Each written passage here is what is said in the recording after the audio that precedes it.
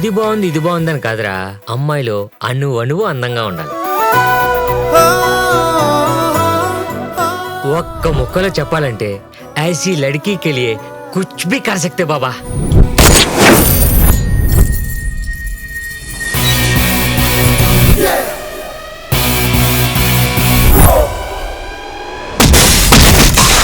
రేయ్, ఎవరా నువ్వు?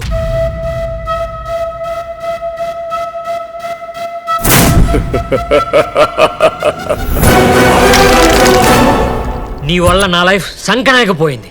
లైఫ్ ఈజ్ బ్యూటిఫుల్ గా ఉన్న నా లైఫ్ ఆఫ్ పైలా తయారై